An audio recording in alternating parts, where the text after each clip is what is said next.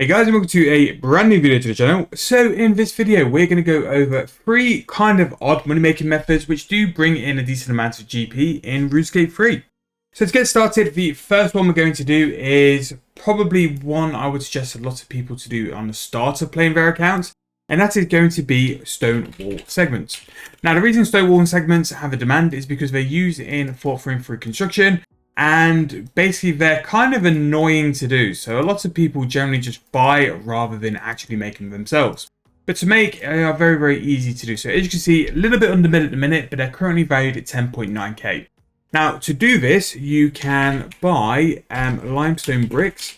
And to make a stonewall segment, you're going to need 4. So a limestone brick currently is valued at a price of 888 GP, so they are heavily under mid. So let's just go and we'll buy 100 and then we'll just run the limestone from there. So we're going to buy 100 limestone bricks. We'll buy them for mid price just so they buy nice and quick, and we'll get those there. And this you can pretty much do at level 1, I believe. So again, a fresh account is a great way to make some GP, and stonewall segments currently make 6.6 mil per hour. The level 1 construction needed, you actually don't need to do for request. You don't need to do new foundations, because recently, as I found out on the group Iron Man, you need to actually make your own stonewall segments. And the bank and the stone cutter are actually sat here. The other method I'm going to show you just to get some cheap limestone isn't available. You can't buy materials through Big Bill. But in terms of running stuff back and forward from the bank, you can actually do that in terms of making GP. So this is really, really simple. And again, these low-level money makers which we go through really generally are, there's not really much to them. Basically, all you need to do is have a preset set up with the limestone bricks and run to the stone cutter here. Now, if we take, for example, 1,000 coins, we're going to be making 6,000 coins profit. And as you can see here, it's not really like anything too strenuous, nothing much of an issue. And it's just nice, especially if you're a low level. If you're doing this from level 1 as well, this can be a fantastic way for you to get some early construction levels or fund yourself to do the new foundation quest for free.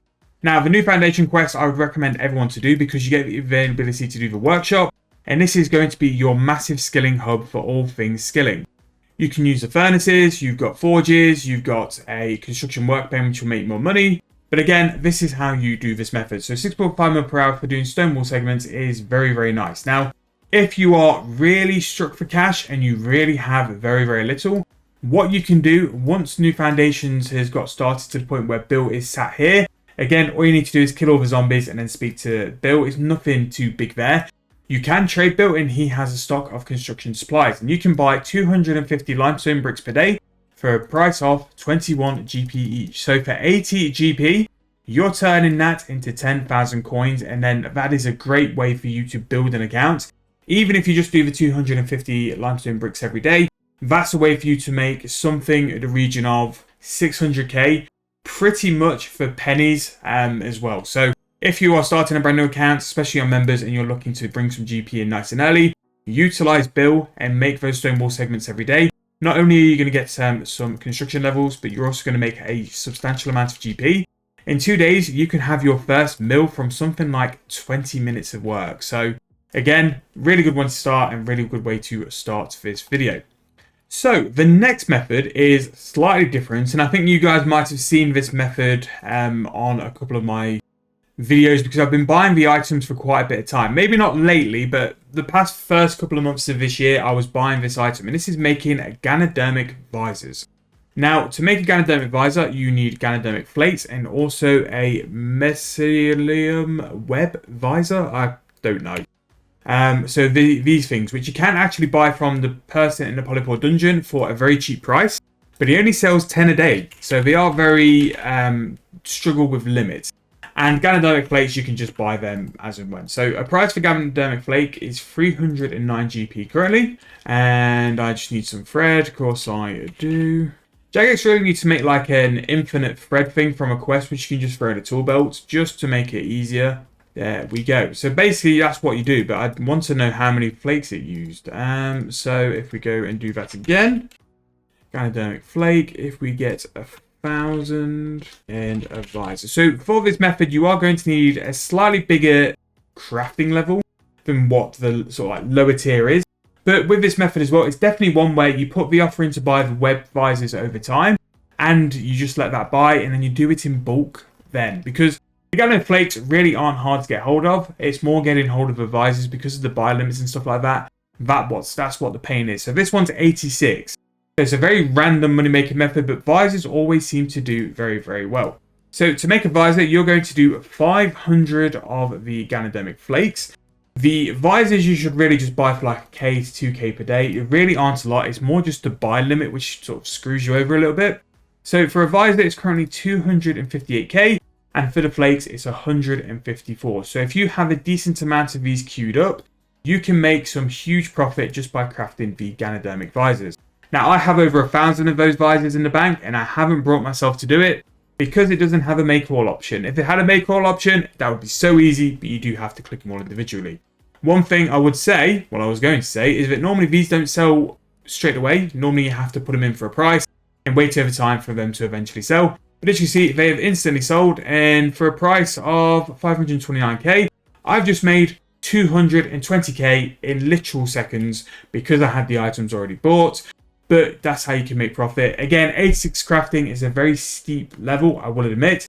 But you can do multiple crafting moneymakers beforehand to try and get to that level as well. But it's definitely one to have buying over time. Use your Grand Exchange slots. For months, I had that web visor offer buying in the Grand Exchange over time.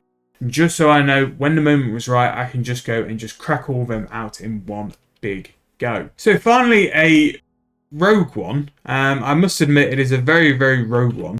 So this was in the comments a lot on my Escaping Free-to-Play account, and I thought, you know what, we'll go and try it out. So what we're going to do is buy some milk, and we're going to go and make some cream cheese. Now, cream cheese, I've never heard of it, never really realised like cheesecakes were a thing.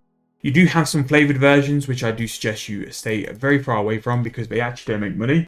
They lose money quite substantially. But player-owned farms, some of the niche player-owned farm items really do make bank. Like, I bought one of those milks for 100K yesterday, which, again, I know it's me like being stupid and just going like plus 20%, but people do buy them. So with this method, I'm going to go to Xanaris because it's the closest bank. But what you need to do is go onto a cheese churn. So the buckets of milk actually were 1,000 coins each. And then what you do is go to a dairy churn, and we want to make cream cheese. So get them going. And with this as well, there's options to do pots of butter and pots of cream, and also a cheese wheel, which sounds great. I tell you what, let's make a cheese wheel as well. So a cheese wheel and some cream cheese as well. And I'm going to throw them on the Grand Exchange. Now, I actually did try this yesterday, so I do know it did work then. What I'm waiting for is for this as always to bite me in the face. But let's go for cream cheese. And 1,000 coins for milk was over mid-price as well. So again, if you are going to do this like considerably, just put an offer in and wait for time as well. But to do this, you only need level 32 cooking and part completion of chef's assistant.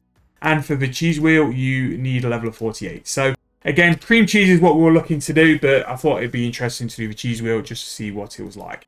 Actually, you know what? Let's do some cream and we'll do some butter as well. Okay, so all 4 of those are done. And then we can basically see if we're going to make some GP. Again, these items, because they're niche, they can sell for decent. Right, so cheese wheel. Let's see what cheese wheel. You cannot sell that on the Grand Exchange. Wonderful. Cream cheese is going to sell for a price of 5.4K, which is actually what I sold it for yesterday. So that is 4K profit per milk. And again, you saw how close it was to the bank. It really doesn't take you long to be able to do that as well. Turns out the pot of cream and the pot of butter don't sell, so all along we should have just sat there and done the cream cheese. But again, for a very low level and a very low requirement, again, Chef Assistant really isn't going to take you a long time. You can process those items and make quite a bit of GP from that as well. Again, with cream cheese, you do have a big chance that it spikes, and it does, like, for whatever reason, go even higher. I can't imagine there's loads of cream cheese flooding the market, so you can make a little bit more profit with that as well. But that is going to be the end of the video. 3 very different and not really relating moneymakers to each other. But I thought we'd cover these because I don't really see spotlight often. The visors have seen it a little bit, and the stonewall segments I do talk about it a lot. But I thought I'd throw it in a video for 3 slightly different moneymakers there as well.